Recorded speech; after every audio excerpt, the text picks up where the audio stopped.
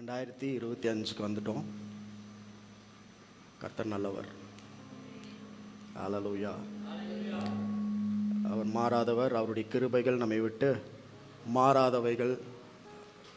மலைகள்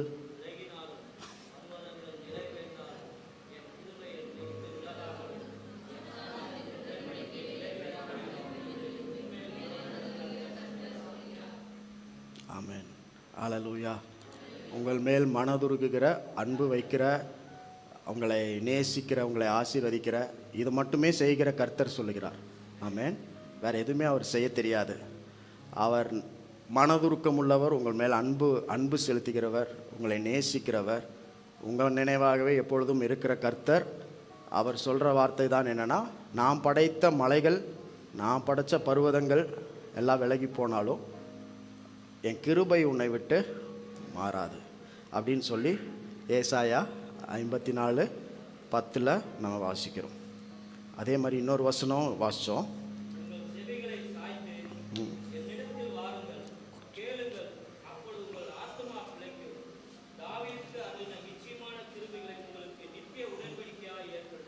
wow.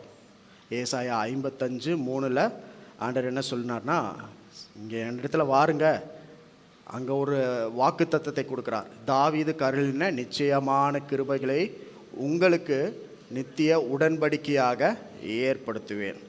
So நிச்சயமான கிருபைகள், இன்றைக்கி நிச்சயமான கிருபைகள் அப்படின்னா என்னன்றதை உங்களுக்கு நான் சொல்கிறேன்.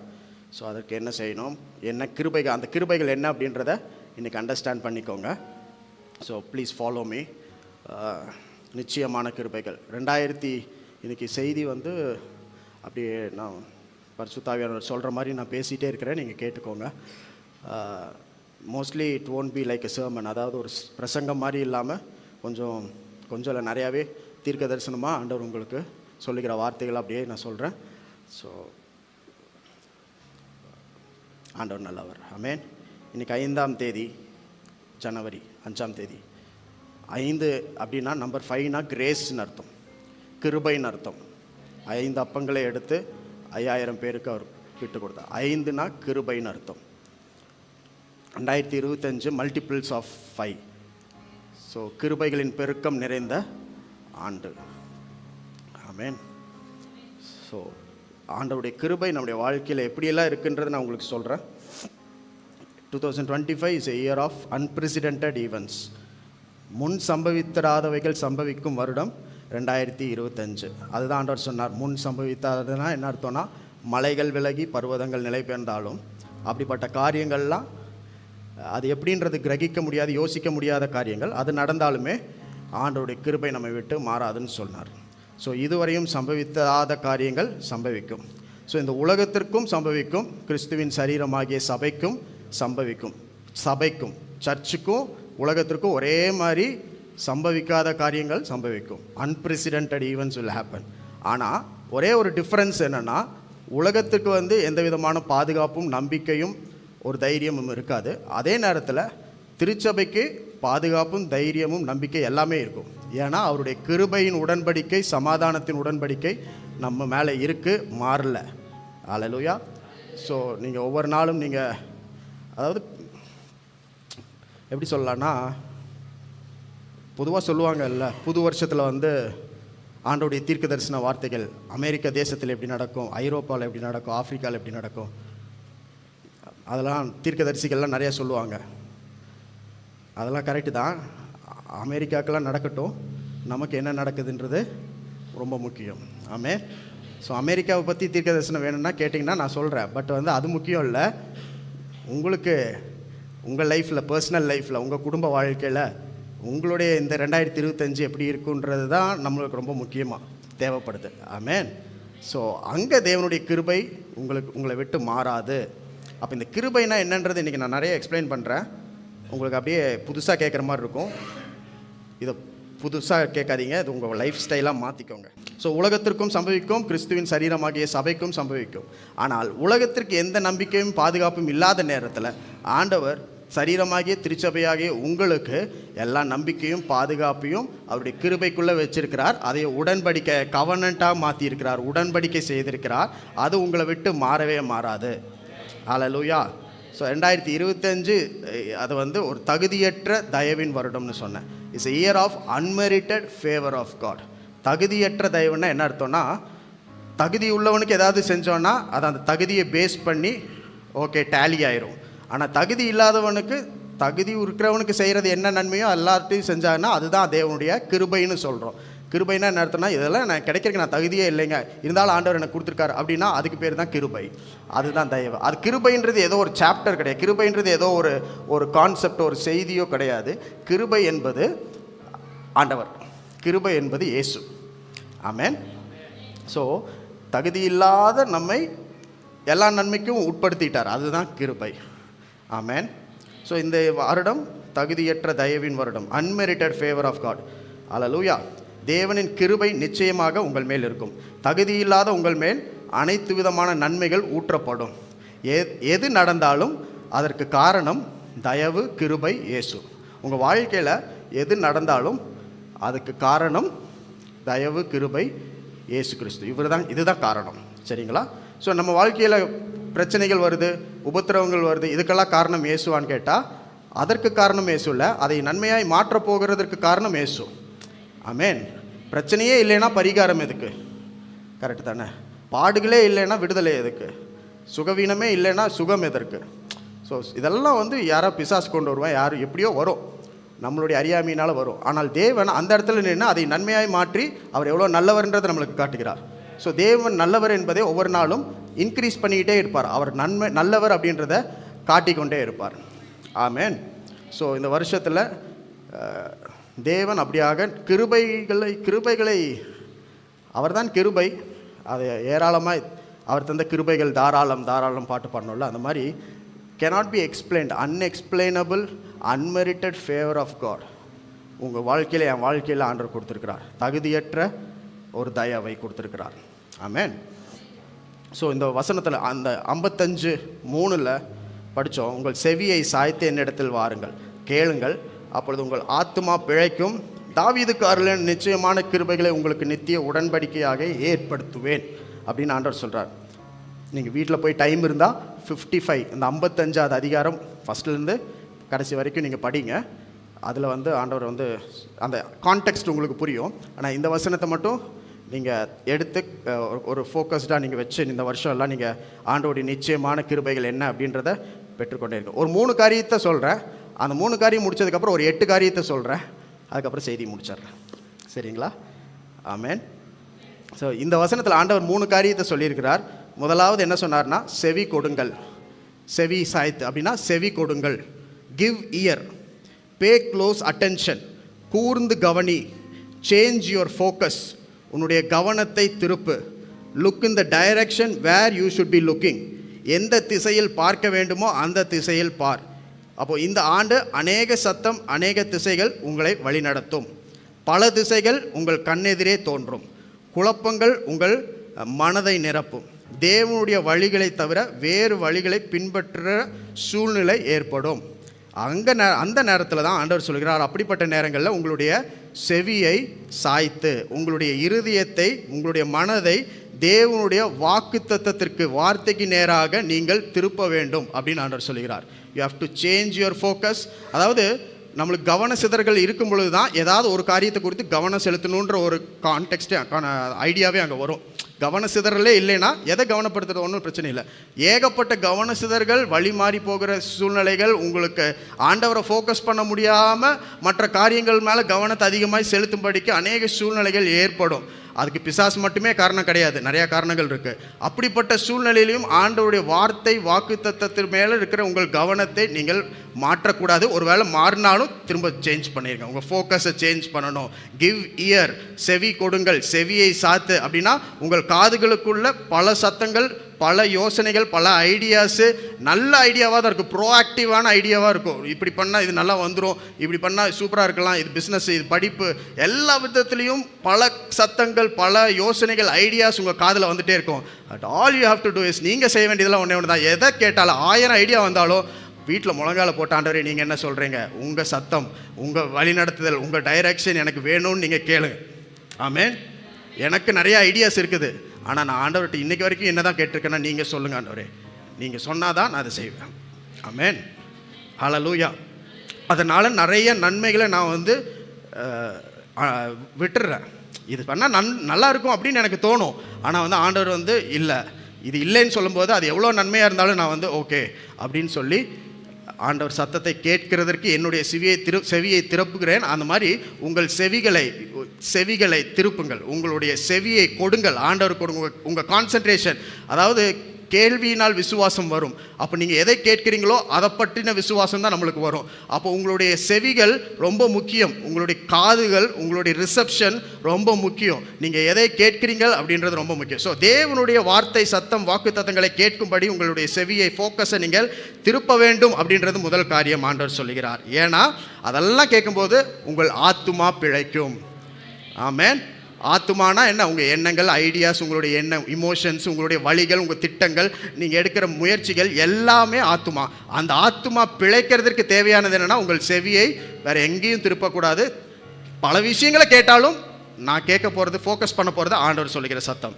செவி கொடுங்கள். ரெண்டாவது காரியம் ஆண்டவர் சொல்லுகிறார், வாருங்கள், கம் நியர். செவி கொடுங்கள், கிவ் இயர். வாருங்கள், come near. Amen. Come in line with God's ideas and plans. தேவ திட்டத்திற்கு இணங்கி வந்துருங்க. Align yourself with God, tune yourself with God. உங்களை தேவனோடு அந்த நேராக்கி கொள்ளுங்கள், தேவனோடு உங்களை நேராக்கி கொள்ளுங்கள். தேவனுக்கு அருகே இருப்பது தான் கிருபைக்கு அருகே இருப்பதுன்னு அர்த்தம். கிருபை உங்களுக்கு இருக்குது, ஆண்டவர் உங்களுக்கு கிருபை கொடுத்துருக்காருன்னு என்ன அர்த்தம்னா, உங்களுடைய பொசிஷன் எங்கன்னா தேவனோடு அவர் பக்கத்திலேயே இருக்கணும் அப்படின்றத ஆண்டவர் விரும்புகிறார். ஆமென். தேவனுடைய வழியில் நீங்கள் இல்லை என்றால் அவரின் வழிக்கு வாருங்கள். அநேக நேரத்தில் நம்ம வழிகள் கொஞ்சம் டிஸ்டர்ப் ஆகிடும், மாறி மாறி போயிட்டே இருப்போம். But take the turn.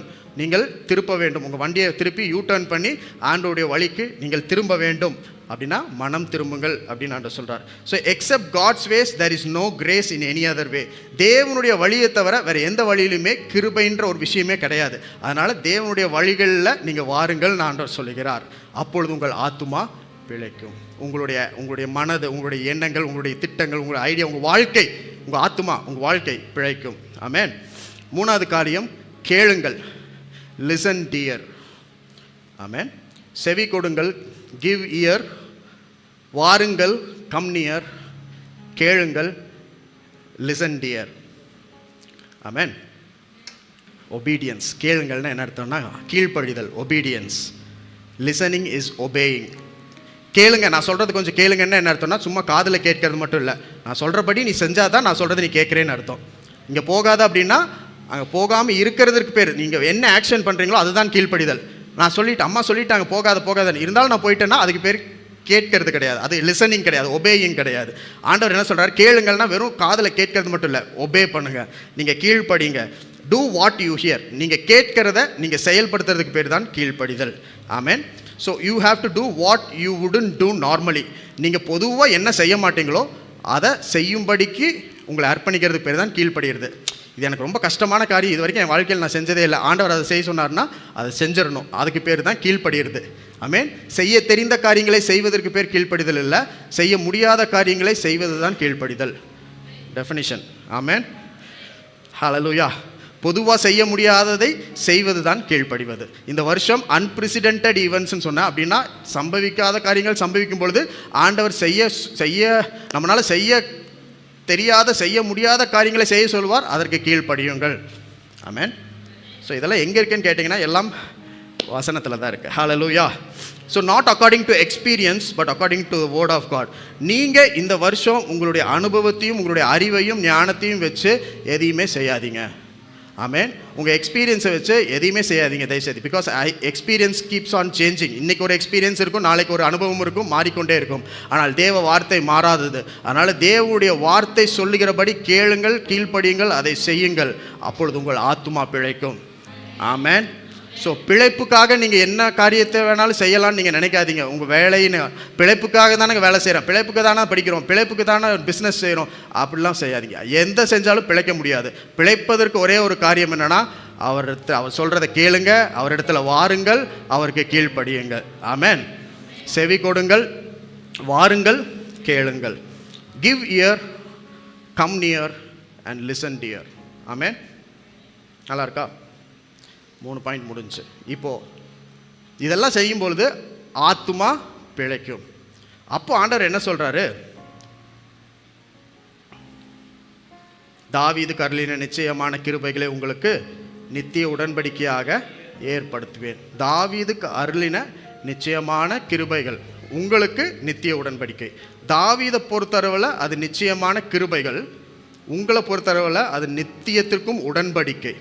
அப்படின்னா என்ன அர்த்தம்னா, கிருபைன்றது பழைய ஏற்பாட்டு காலத்தில் எல்லா நாளும் எல்லா நேரத்துலையும் கிடைக்காது. எப்போ ஒரு சில நேரத்தில் தான் கிடைக்கும். தாவீது எப்பெல்லாம் பிரச்சனையில் இருந்தாரோ அப்போல்லாம் தேவனுடைய கிருபைகளை ஆண்டவர் கொடுத்து அவனை காப்பாற்றி அவனை உயர்த்தி எல்லாமே பண்ணிகிட்டு இருந்தார். அந்த நேரத்தில் அது அவனுக்கு டெம்பரவரியான ஆண்டவர் டெம்பரரியாக கொடுத்த கிரேஸ். டெம்பரரியாக கொடுத்த கிரேஸை உங்களுக்கு பெர்மனண்ட்டாக ஆண்டவர் உடன்படிக்கை பண்ணியிருக்கிறார். ஆமென். ஸோ தாவீதுக்கு அருளின நிச்சயமான கிருபைகள் அவனுக்கு நிச்சயம், அது ஷியோர் மர்சிஸ் ஆஃப் காட். அதில் எந்த சந்தேகமே இல்லை. ஆண்டவர் அவனை காப்பாற்றினான்றது சந்தேகமே இல்லை, அவனை உயர்த்தினார்ன்றது சந்தேகமே இல்லைன்றத பைபிளில் படிக்கிறோம். அதை உங்களுக்கும் எனக்கும் ஆண்டவர் உடன்படிக்கை, நித்திய உடன்படிக்கை அப்படி பண்ணிட்டார். ஆமென். அப்படின்னா தாவீது எவ்வளோ 100% ஷியோராக இருந்தாலும் நீங்களும் நானும் 1000 மடங்கு 1000% ஷியோராக இருக்க முடியும். அவருடைய கிருபைகள் அப்படியாக நம்முடைய வாழ்க்கையில் இருக்கிறது. ஆமென். ஸோ இதை பற்றி நம்ம படிக்கலாம். ஸோ நான் ஒரு சாப்டரை சொல்கிறேன். அதில் ஒரு 9 வசனம் இருக்குது. அதை அப்படியே படித்து அந்த 9 வசனத்தையும் ஒவ்வொரு பாயிண்ட்டாக நான் உங்களுக்கு சொல்கிறேன்.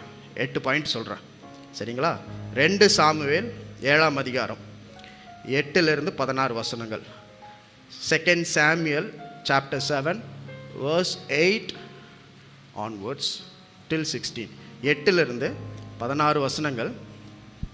இப்போதும் நீ என் தாசனாகிய தாவீதை நோக்கி, சேனைகளின் கர்த்தர் சொல்லுகிறது என்னவென்றால், நீ இஸ்ரவேல் என்கிற என் ஜனங்களுக்கு அதிபதியாய் இருக்கும்படி ஆடுகளின் பின்னே நடந்த உன்னை நான் ஆட்டு மந்தையாக விட்டு எடுத்து, நீ போன எவ்விடத்திலும் உன்னோடு இருந்து உன் சத்துருக்களை எல்லாம் உனக்கு முன்பாக நிர்மூலமாக்கி, பூமியில் இருக்கிற பெரியோர்களின் நாமத்திற்கு ஒத்த பெரிய நாமத்தை உனக்கு உண்டாக்கினேன்.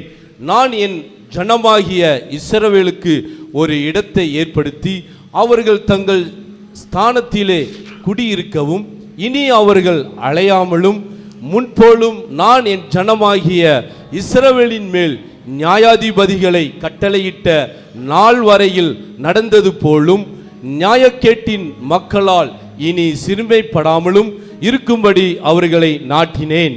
உன்னுடைய எல்லா சத்துருக்களுக்கும் உன்னை நீங்களாக்கி இளைப்பாறவும் பண்ணினேன். இப்போதும் கர்த்தர் உன் வீட்டை உண்டு பண்ணுவார் என்பதை கர்த்தர் உனக்கு அறிவிக்கிறார். உன் நாட்கள் நிறைவேறி நீ உன் பிதாக்களோடு நித்திரை பண்ணும்போது நான் உனக்கு பின்பு உன் கற்ப பிறப்பாகிய உன் சந்ததியை எழும்ப பண்ணி அவன் ராஜ்யத்தை நிலைப்படுத்துவேன். அவன் என் நாமத்திற்கென்று ஒரு ஆலயத்தை கட்டுவான். அவன் ராஜ்ய பாரத்தின் சிங்காசனத்தை என்றைக்கும் நிலைக்க பண்ணுவேன். நான் அவனுக்கு பிதாவாய் இருப்பேன், அவன் எனக்கு குமாரனாய் இருப்பான். அவன் அக்கிரமம் செய்தால் நான் அவனை மனுஷனுடைய மிலாரிலினாலும் மனுபுத்திரருடைய அடிகளினாலும் தண்டிப்பேன்.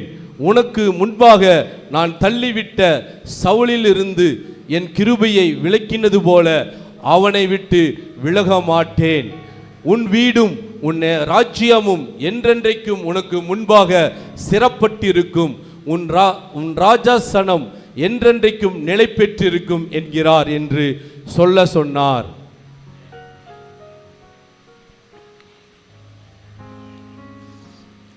ஆமென். தாவீது அருளின நிச்சயமான கிருபைகளை நமக்கு நித்திய உடன்படிக்கையாக ஆண்டவர் ஏற்படுத்தியிருக்கிறார். ஸோ இந்த தாவீது அருளின நிச்சயமான கிருபை என்ன அப்படின்றத இந்த அதிகாரத்தில் 8வது வசனத்திலிருந்து 16வது வசனத்து வரைக்கும் இருக்கிற அந்த தீர்க்க தரிசன வார்த்தைகள், ப்ராஃபட் நாத்தான் தீர்க்கதரிசி தாவீதுக்கு சொல்கிற காரியங்களை படித்தோம். ஸோ நான் 1 by 1 ஒவ்வொரு பாயிண்ட்டாக உங்களுக்கு நான் எக்ஸ்பிளைன் பண்ணுறேன். இதை எக்ஸ்பிளைன் பண்ணும்போது எதை பற்றி எக்ஸ்பிளைன் பண்ணுறேன்னா, தேவனுடைய கிருபையை எக்ஸ்பிளைன் பண்ணுறேன். ஆமென். நிச்சயமான கிருபைகளை, தேவனுடைய நிச்சயமான கிருபையை நான் எக்ஸ்பிளைன் பண்ணுறேன். ஆமென். ஸோ ஸோ தேவனுடைய கிருபை இல்லாமல் நம்மளால் எதுவுமே செய்ய முடியாது. ஆமென். ஸோ 8வது வசனத்தில் படித்தோம், இப்போதும் நீ என் தாசனாகிய தாவீதை நோக்கி சொல்லு, சேனைகளின் கர்த்தர் சொல்லுகிறது என்னவென்றால், நீ இஸ்ரவேல் என்கிற என் ஜனங்களுக்கு அதிபதியாக இருக்கும்படி ஆடுகளின் பின்னே நடந்த உன்னை நான் ஆட்டு மந்தை விட்டு எடுத்து. முதலாவது ஆண்டவர் என்ன சொல்கிறாருன்னா, he picked you up for a purpose. முதலாவது பாயிண்ட் பர்பஸ், நோக்கம், தரிசனம், திட்டம். உங்களை தேர்ந்தெடுத்தார். he picked you up for a purpose. எதற்காக நீங்களும் நான் இந்த உலகத்தில் பிறந்தோம், ஏன் ரட்சிக்கப்பட்டோம், ஞானஸ்தானம் எடுத்தோம், ஏன் ஆண்டவருக்காக ஒவ்வொரு நாளும் வாழ்ந்துட்டு இருக்கிறோம், வாழ ட்ரை பண்ணுறோம். ஏன்னா ஆண்டவர் ஒரு நோக்கத்திற்காக உங்களை தெரிந்தெடுத்திருக்கிறார். Without purpose no one is alive today. இன்னைக்கு உயிரோடு இருக்கிறோன்னா திட்டம், தேவ நோக்கம் இல்லைன்னா நம்ம இருக்க மாட்டோம். அது இருக்கிறதுனால நீங்களும் நானும் இருக்கிறோம். சொல்லுகிறார், அதிபதியாய் இருக்கும்படி உன்னை நான் தேர்ந்தெடுத்தேன், உன்னை எடுத்துக்கொண்டேன். தேவனின் நோக்கத்திற்காய் உங்களை தேவன் தெரிந்தெடுத்திருக்கிறார். அப்போ ஆண்டவர் இன்றைக்கு உங்களை தெரிந்தெடுத்து உங்களை வாழ வைக்கிறார்ன்றதற்கு காரணமே என்னன்னா, அவருடைய நிச்சயமான கிருபைகள். அவருடைய கிருபையினால தான் நீங்கள் தெரிந்தெடுக்கப்பட்டிருக்கீங்க. You have been chosen because of God's grace. தேவனுடைய கிருபையினால. ஆண்டவரை நம்ம தேடி போகல, ஆண்டவர் தான் நம்மளை தேடி வந்து நம்மளை தெரிந்தெடுத்தார். அது அவருடைய கிருபையாக இருக்கிறது. ஆடுகளின் பின்னே இருந்தவனை அதிபதி ஆக்கினது நிச்சயமான கிருபைகள். ஸோ நிச்சயமான கிருபைகள்லாம் என்ன அர்த்தம்னா, ஆடுகளின் பின்ன அவனுக்கு என்ன செய்கிறதுன்னு தெரியாது, அவனோட லைஃப்பில் ஒரு பிளானே இல்லாமல், திட்டமே இல்லாமல், எங்கேயோ வனாந்தரத்தில் இருந்த ஒரு தாவீதை தேவன் தேடி வந்தார். தீர்க்கதரிசியை அனுப்பினார். 7 பேரை ரிஜெக்ட் பண்ணார். கடைசியாக 8வது ஆளாக இருந்த தாவீதை வர சொன்னார். ஏன்னா தாவீதின் மேல இருந்த திட்டத்தையும் நோக்கத்தையும் அவனுக்கு சொல்லும்படிக்கு தேவன் அவனை தெரிந்தெடுத்தார். அதே மாதிரி தான் தேவனுடைய கிருபை உங்களையும் என்னையும் தேர்ந்தெடுத்து உங்களையும் என்னையும் சூஸ் பண்ணி தேவனுடைய நோக்கத்தை, தரிசனத்தை, திட்டத்தை நம்முடைய வாழ்க்கையில கொடுத்திருக்கிறது. அதனால தான் நீங்களும் நானும் ரட்சிக்கப்பட்டிருக்கோம். அதனால தான் நீங்களும் நானும் கிறிஸ்டியனா, ஃபாலோவர்ஸ் ஆஃப் கிரைஸ்டா இருக்கிறோம். கிறிஸ்துவை ஏன் பின்பற்றுகிறோம், அவருடைய சரீரமா ஏன் இருக்கிறேன்னா, தேவனுடைய நிச்சயமான கிருபைகள் எப்படி தாவீதை தேடி போனதோ அப்படி உங்களையும் என்னையும் தேடி வந்து தேவ திட்டத்தை அது சொல்லி இருக்கிறது. ஒருவேளை இன்னைக்கு வந்து ஒரு கன்ஃபியூஸ்டு ஸ்டேட்ல என்ன செய்யறது நாளைக்குன்னு தெரியாம நீங்க இருக்கலாம். ஆனால் தேவனுடைய திட்டம் உங்கள் தாயின் கருவில் உருவாகுவதற்கு முன்பதாகவே உங்களை தெரிந்து கொண்டார். ஆமென். பெயர் சொல்லி அழைத்தார். பூமியின் அஸ்திபாரங்கள் போடுறதுக்கு முன்னாடியே நீங்க தேவன் பக்கத்துல தான் இருந்திருக்கிறீங்க. அப்போ உங்களை பூமிக்கு அனுப்புறதுக்கு முன்னாடி உங்களை குறித்ததான திட்டத்தை அவருடைய கிருபை உருவாக்கி வச்சிருக்கிறது. அதனால தான் இங்க இருக்கிறீங்க. அதனால தான் ஆண்டவருக்கு நன்றி சொல்லிட்டு இருக்கிறீங்க. திட்டம் இல்லாமல், நோக்கம் இல்லாமல் நீங்களும் நானும் 2025க்குள்ள வரல. நீங்களும் நானும் இந்த உலகத்துக்குள்ள வரல. இனி எத்தனை வருஷம் நம்ம வாழ்ந்தாலும் சரி, தேவனுடைய நோக்கம், திட்டம் அவருடைய கிருபையின் மூலம் உங்களுக்கும் எனக்கும் வெளியாயிருக்கிறது. அந்த கிருபை தான் உங்களை கண்டது. தற்செயலாக நீங்கள் பிறக்கவில்லை, ரட்சிக்கப்படவில்லை, இங்கே அமர்ந்திருக்கவில்லை. தேவன் ஒரு நோக்கத்திற்காக, திட்டத்திற்காக. you are not here by accident, you are here by some incident. தேவன் உங்களை ஒரு நோக்கத்திற்காக, திட்டத்திற்காக அவருடைய கிருபையினால் உங்களை சேர்த்து கொண்டிருக்கிறார், இழுத்து கொண்டிருக்கிறார். அவருடைய கிருபை தான் உங்களை கண்டுபிடித்தது. தாவீது அபிஷேகம் பண்ணும் பொழுது ப்ராஃபட் சாமுவேல் தீர்க்கதரிசி வந்து கேட்கிறார், இவ்வளவுதானா உனக்கு பசங்க அப்படின்னு ஏசாயிட்ட கேட்கிறாரு. இல்ல, ஒருத்தர் இருக்கிற வனாந்தரத்துல. அப்ப அவர் சொல்றாரு, ஆள் அனுப்பி அவனை அழைப்பி அப்படின்னு சொல்றாரு. யாரையாவது போய் அவனை கூட்டிட்டு வர சொல்லு. அந்த இடத்துல யார் போனா தெரியுமா? கிருபை தான் போச்சு. யார் போய் தாவீதை கூட்டிட்டு வந்தார்னா கிருபை தான். ஆமென். உங்களை வனாந்தரத்திலிருந்து கூட்டிட்டு வந்தது எதுனா கிருபை. உங்களை வழி நடத்துகிறது எதுனா கிருபை. உங்களை அபிஷேகம் பண்ணின எதுனா தேவனுடைய கிருபை. இயேசுதான் கிருபை. கிருபைனா ஏதோ ஒரு பொருள் கிடையாது. இயேசுதான் கிருபை. இயேசு உங்களை வனாந்தரத்தில் கண்டுபிடிச்சார், உங்களை அழைச்சிட்டு வந்தார். 2024 வரைக்கும் நடத்தினார். 25க்குள்ள உங்களை கூட்டிட்டு வந்திருக்கிறார். உங்க வாழ்நாள் எவ்வளவு இருக்குதோ அவ்வளவுற்றுக்கும் இயேசு உங்களோடு கூட இருந்து அவர் தாவீதுக்கு அருளின நிச்சயமான கிருபைகளை உங்களுக்கு உடன்படிக்கையாக ஏற்படுத்தி இருக்கிறார். அதனால எது மாறினாலும், மலைகள் மாறினாலும், பர்வதங்கள் நிலை பெயர்ந்தாலும், வானம் பூமி ஒளிந்து போனாலும், அவர் உங்களுக்கு வச்சிருக்கிற கிருபையின் உடன்படிக்கை, the covenant of grace will not be destroyed or crumbled. அது ஒரு நாளும் உடைந்து போகாது, சிதறி போகாது. அந்த கிருபையினால், அந்த உடன்படிக்கையினால் தேவன் நம்மை அழைத்து வந்திருக்கிறார். வனாந்தரத்தில் இருந்தவனை வரவழைத்தது அந்த நிச்சயமான கிருபை. உங்களை இந்த உலகத்திற்கு வர வச்சிருக்கிறது தேவனுடைய கிருபை. இந்த இடத்துல நீங்க உட்கார்ந்துட்டு இருக்கிறது தேவனுடைய கிருபை. அது தாவீதுக்கு மட்டும் இல்ல, அது உங்களுக்கும் எனக்கும் தான். ஆமென். அவர் கிருபை இல்லாமல் இயேசுவை அறிந்திருக்கவே நம்மளால முடியாது. Without grace who is Jesus அப்படின்னு இருப்போம். கிருபை இல்லைன்னா யார் இயேசு யாருன்னு கேள்வி கேட்டிருப்போம். ஆனால் அவருடைய கிருபை நம்மளை தேடி வந்ததுனால நாம் இயேசுவை அறிந்து கொண்டோம். Now with the same grace, understand your purpose. உங்களுடைய நோக்கம், உங்களுடைய திட்டம் என்னன்றதை நீங்கள் புரிஞ்சுக்கோங்க, தெரிஞ்சுக்கோங்க. அதுக்கு ஒரே வழி தான் இருக்குது. என்ன வழி? செவி கொடுங்கள், வாருங்கள், கேளுங்கள். 3 வழி. செவி கொடுங்கள், வாருங்கள், கேளுங்கள். ஆண்டவரே, என்ன நோக்கம் எனக்காக நீங்க வச்சிருக்கீங்க அப்படின்றத எப்படி கண்டுபிடிப்பீங்கன்னா, செவி கொடுங்கள், வாருங்கள், கேளுங்கள். ஒவ்வொரு நாளும் நீங்க ஆண்டவர்கிட்ட கேட்டுட்டே இருக்கணும். ஆண்டவரே, வாட் இஸ் த பர்பஸ்? நான் எதற்காக இருக்கிற, என்னுடைய நோக்கம் என்ன, நீங்க கேட்டுக்கிட்டே இருக்கணும். முதலாவது நோக்கம். He picked you up for a purpose. 2வது காரியம் 9வது வசனம். நீ போன எவ்விடத்திலும் உன்னோடே இருந்து உன் சத்துருக்களை எல்லாம் உனக்கு முன்பாக நிர்மூலமாக்கி பூமியில் இருக்கிற பெரியோர்களின் நாமத்திற்கு ஒத்த பெரிய நாமத்தை உனக்கு உண்டாக்கினேன். ஆமென். நீ போன எவ்விடத்திலும் உன்னோடே இருந்து. 2வது காரியம் பிரசன்ஸ், பிரசன்னம். தாவீதுக்கு அருள நிச்சயமான கிருபை என்ன செய்யணும்னா, உங்களுடைய நோக்கத்தை உங்களுக்கு சொல்லும். 2வது, அது உங்களோடையே இருக்கும். இயேசு உங்களோடையே இருக்கிறார். பிரசன்னம். அவர் பிரசன்னமாக இருக்கிறாருன்னா என்ன அர்த்தம்னா, இயேசு தான் இருக்கிறார். என்னுடைய பிரசன்ஸ் உங்கள் வீட்டில் இருக்குன்னா என்ன அர்த்தம்னா, நான் அங்கே வந்தால் தான் என்னுடைய பிரசன்னம் அங்கே இருக்கும். நான் உங்கள் வீட்டுக்கு வந்தால் தான் என்னுடைய பிரசன்னம் இருக்கும். நான் ஃபோனில் பேசினா என்னுடைய பிரசன்னம் அங்கே இருக்காது. அதே மாதிரி தேவனுடைய பிரசன்னம் நீ போன எவ்விடத்திலும் உன்னோட இருந்து தாவீதுக்கு சொல்கிறதுக்கு காரணம் என்னன்னா, அவன் வனாந்தரத்தில் இருக்கும் பொழுதும் ஆடுகளுக்கு பின்னாடி இருக்கும் பொழுதும் அவன் கூட இயேசு இருந்தார். அவருடைய கிருபை இருந்தது. நீங்கள் அந்த மாதிரி இடத்துல இருந்த பொழுது நீங்கள் ஆண்டவரை அறிவதற்கு முன்பதாகவே அவர் கிருபை உங்களோடு தான் இருந்துச்சு. அந்த கிருபை தான் நோக்கத்தை உங்களுக்கு சொல்லி அவருடைய பிரசன்னம் உங்களோடு கூட இருக்கின்றதை உங்களுக்கு காட்டுச்சு. எவ்விடத்திலும் எந்த நாளும் எந்த நேரமும் கூடவே இருக்கிறார் என்பதுதான் நிச்சயமான கிருபை. அது உங்களுக்கு உடன்படிக்கையாய் ஒரு கவனன்ட்டாக, ஒரு ஒப்பந்தமாக தேவன் உங்களுக்கும் எனக்கும் செய்திருக்கிறார். கிருபை உங்களுடனே கூட இருக்கிறது. இயேசு உங்களுடனே கூட இருக்கிறார். கடந்த ஆண்டுகள் நீங்க வந்த பாதைகளில் எல்லாம் தேவன் உங்களோடே தான் இருந்தார். அதுதான் கிருபையின் உடன்படிக்கை.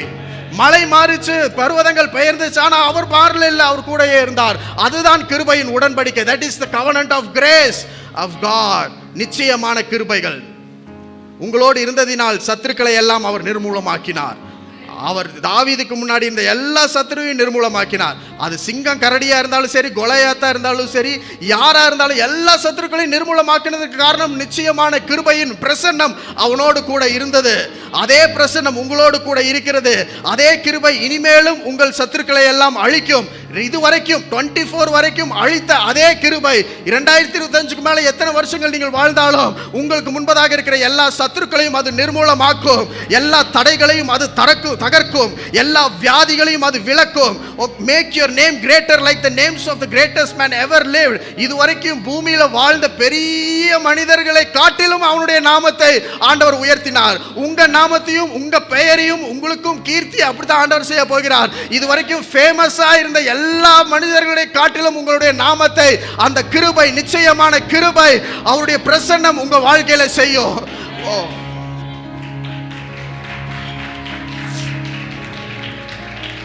ஆமென். இதுவரை இந்த உலகில் வாழ்ந்தவர்களை காட்டிலும் உங்கள் பெயரை உயர்த்துவேன் அப்படின்னு ஆண்டவர் சொல்லுகிறார். உங்கள் பெயரை உயர்த்துறதே தேவனுடைய கிருபை தான். என்னுடைய பெயருக்கு என்ன உயர்வு வந்துற போது நீங்க ஒருவேளை அசால்ட்டா நினைக்கலாம், அது ரொம்ப சீரியஸா என்னாம இருக்கலாம். ஆனால் உங்கள் பெயரை உயர்த்துறது தான் ஆண்டவருடைய கிருபையினுடைய நோக்கமே.